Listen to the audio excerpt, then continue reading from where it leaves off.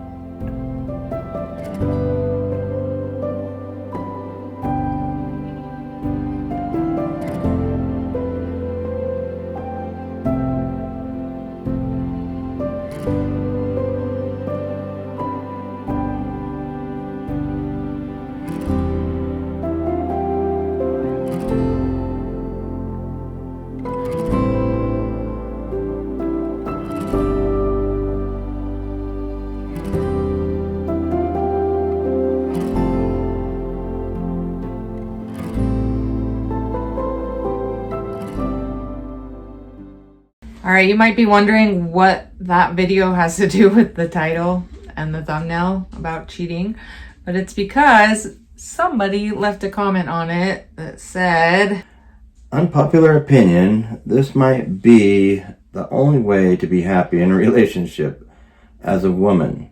He won't cheat. I responded to that by saying, if you're implying that he can't have sex, false. If you're implying that no one would want him because he's disabled, false. I met him and married him after his accident. Not me trying to make a case for my husband that he could still cheat on me.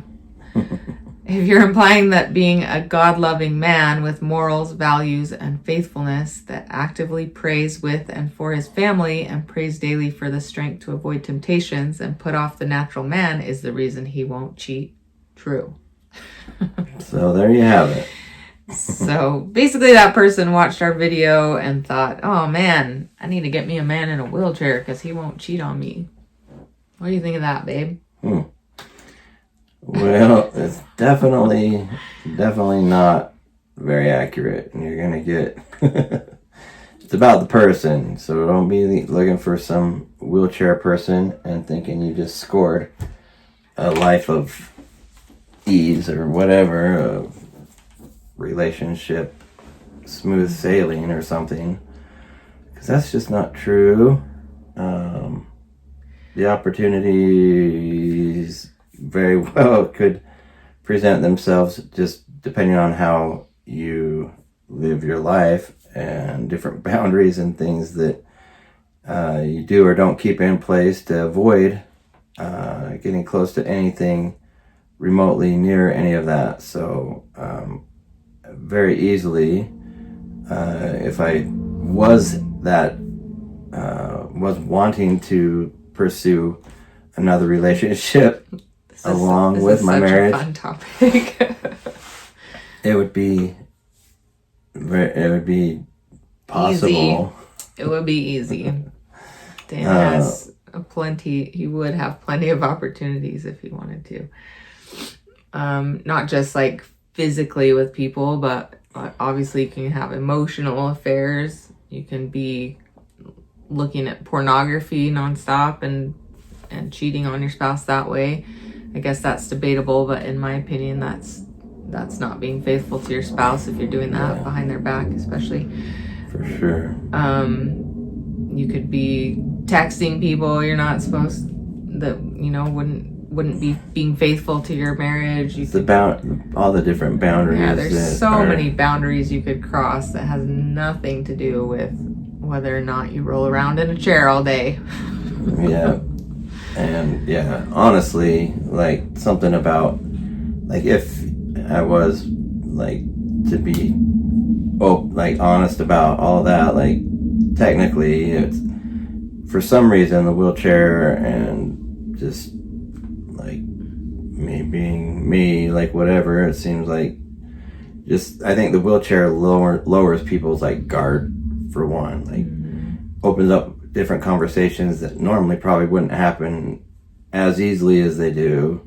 And then like it would be really easy to play that card, and use, and it sounds funny to use like the situation that I'm in a wheelchair to gain sexual advantage or prey over the opposite sex or whatever, but like, well, I think women by nature are like caring, nurturers and caring and whatever. So, like yeah, when like, I first saw you and whatever, I like saw this strength about you and saw like you're obviously sexy as hell, and I saw that you had like a strong personality and a drive and what, like all the things that everyone that watches us sees, like just determination and good attitude and positivity and just a nice guy.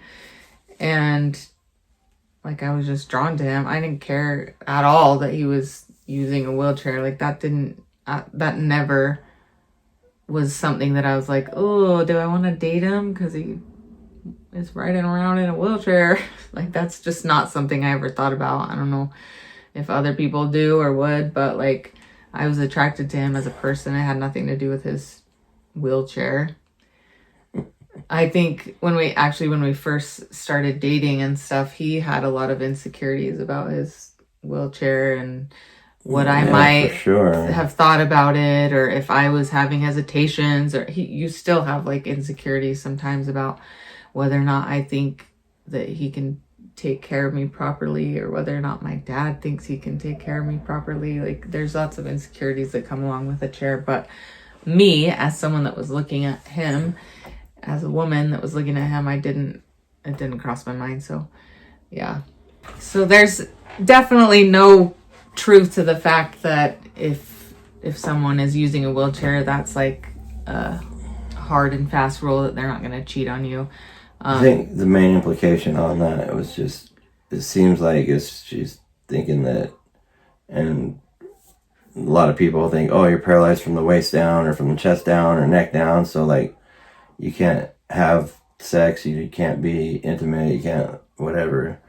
And again, that's like a big false. Like there's been a lot of work from some very dedicated people to make sure that people in wheelchairs, men in particular, are still able to perform sexually, and yeah, lots of different tools. Everybody with an injury is different, but there are lots of different ways that you can make that work still. Popsicle sticks and duct tape. Oh my gosh. No, that's not true. That's not. Don't do that. If you're dating somebody and has duct tape and a bunch of those old double popsicles, I'm telling you, let's eat the popsicles. Run. Just kidding. So anyways, no, I'm sure that's the implication. And I know other people that were naive to that fact as well. What? About I don't know if I embarrassed that person in bringing up that conversation, but yeah, a lot of people just think that maybe you can't have sex, and that's like the safe zone. But even if that wasn't the case, like you still got a whole ass man that wants to like, there's so many things, do things even that could be cheating. Yeah, even if you couldn't physically have intercourse, like there's so many things, so many ways that you could be unfaithful to your spouse with your hands or your mouth or what do you mean? your brain wandering, or just an emotional situation. Anywho, we digress. Yeah. Sometimes these comments are entertaining, but yeah, for educational purposes, don't be out there looking for a guy in a wheelchair just so you can have a faithful man. You need to find someone that's a good, God-loving, God-fearing, faithful man that prays for his family and prays to be strong against the temptations of the world, because they'll get you. which is Don't what get every anybody. is what every man and whatever person should be doing. Yeah. So yeah, it's still all the same with that. And again, It was kind of funny, some of the responses to that person. Where'd your phone go? All Let's. right. I can I thought those read were cracks. It's read a couple of the responses that. Oh, let me pull it up. Pause. All right. This person says, I sense, they're talking to the commenter, I sense you are deeply wounded and believe having a paralyzed man is the only way you'll have a man that won't cheat. Being in a wheelchair has nothing to do with whether or not a man will cheat. Morals and values are what determine that. I can't speak for this couple, but from comments I've just read from her and the clear dedication and persistence I've seen exude from this man despite being in a wheelchair, I can see that there's Christ-like love in this man's heart. I have no clue who these people are, but I'm proud as hell of this guy and I'm happy his wife and his kids have him in their life. Being in a wheelchair and being this dedicated speaks volumes about his character. The world needs more men like this guy. mm-hmm. That is nice. So nice. Not true. Infidelity comes first emotionally. If he doesn't cherish you enough with his mind, he could think of other women, so it makes no sense. It's all about finding your person who cannot see the face of the earth without you. That love. So, in the view of everybody, like a little bit of education, first off, being paralyzed does not necessarily mean what some of you might think, that whole paralyzed person portion doesn't work and is useless and no good anymore. That's not true. So, it's what's inside each individual, like morals and values in your core sense of who you are and what you want. And like in life, like I've experienced a life where I haven't been up to par on love and morals and value of my relationship and stuff in the past, and it is a whole different mindset and life that you live when you are wanting to be faithful and have a family and have a relationship and invest the time and energy into a relationship that's going to last and not just hurt somebody and leave horrible wounds and damage everywhere, and being totally selfish and just wreck people's lives.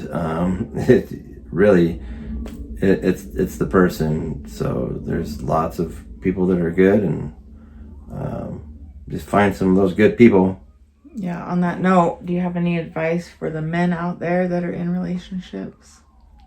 I mean, you kind of just said it, but yeah, like what it's shifted your perspective on that whole thing? For me, what shifted my perspective was I had some little babies at the time, and I know that these kids are watching our every move and learning how to be people, learning who they want to be around, learning what is normal and what's accepted. And my big moment was thinking of my daughter, who was coming up on 8 years old soon, and realizing I was just this dumb, partying, selfish, fun, whatever guy that was not doing all the things to take care of my family and to take care of to provide a stable, safe place for my family, for my kids, for me, for my spouse at the time, and it sucked. So trying to turn that around and become, focus on my relationship with God and who I am in my core and what makes me feel good. Like when you're making choices, you know what's like morally right and wrong. I feel like even if you're making choices that are fun and exciting and whatever at the time, it's not going to be sustaining your relationship if you're living a life like that. So pull your head out of your... And it hurts everybody. Yeah. If you're hurting your wife, not just you're also yeah. hurting your kids. Because if your wife is hurting, then she's not being the mom she needs to be to the kids. She's not being the wife she needs to be to you.